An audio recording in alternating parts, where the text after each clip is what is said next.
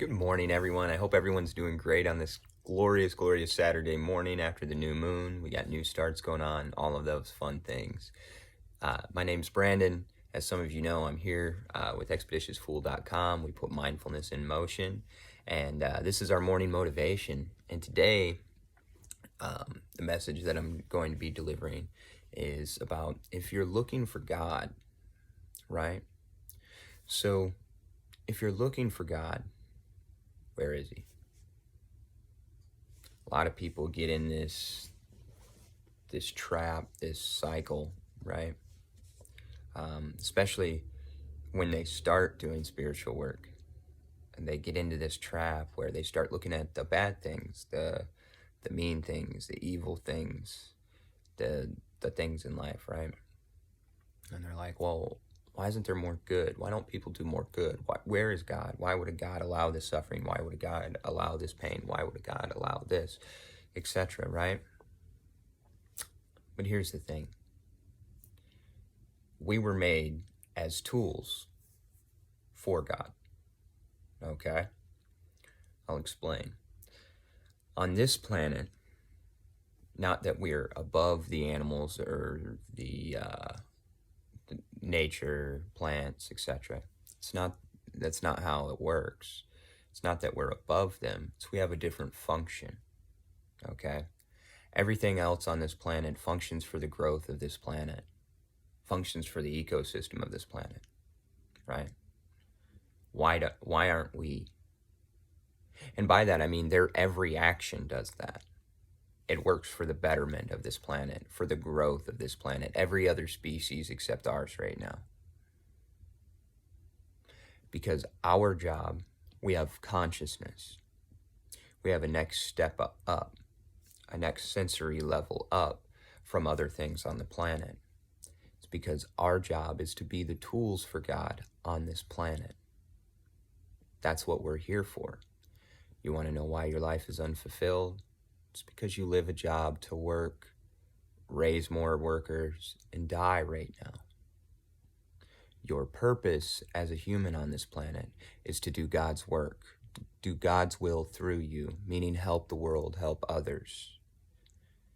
Yes, it's not easy. Yes, you have to hold and learn how to suppress your emotions, not suppress them, but how to deal with them, how to control them, right? Not suppressing, but controlling and managing, right? You have to learn how to do that. That way you can operate with God's grace, not just with your fellow humans, but also with nature, with the animals. And if that means you have to live a more uncomfortable, different life, then that's what that means. But most people aren't willing to do that. So then most people aren't going to see God. Most people aren't going to feel the presence of God because they haven't surrendered to their true purpose, which is doing God's will, whatever that may be. And each and every one of us have a different, what I call authentic expression inside, right? It's dying to come out. We have to manage our emotional system. We have to manage our nervous system. We have to keep control of our breath, and by controlling all those things, it controls the mind, right? When we do that, we're able to operate as the antennas that we were invented. Antennas meaning we receive the messages from source and we act upon it as source. From source, not ego, not intellect, right? Here's why we don't see it more. You ask somebody, why aren't you doing more when they get on, the God thing? Because that's kind of what this is, right? Why aren't you offering more? Why aren't you helping more? Why aren't you, and people come up with a plethora of excuses. Well, I will, but I've got family obligations. I got to take care of this. I got to take care of that, Well, I would help more. I would donate more, but I've got a mortgage. I've got this. I've got that, right? So why don't you see God? I don't know, maybe God's got a mortgage he's taking care of. He'll get to you in a minute, but he's got a mortgage he's taking care of, right?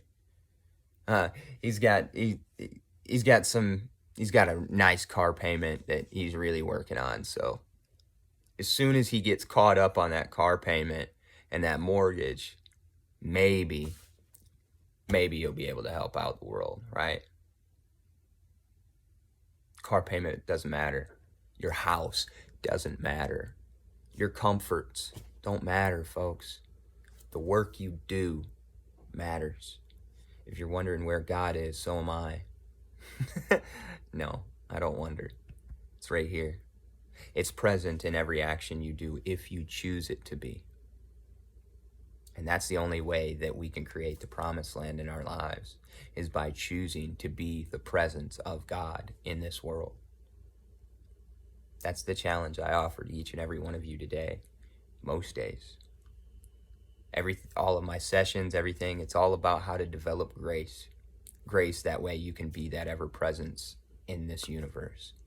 Hold that space. All right, everybody. Thank you so much for tuning in. Have a great day on purpose.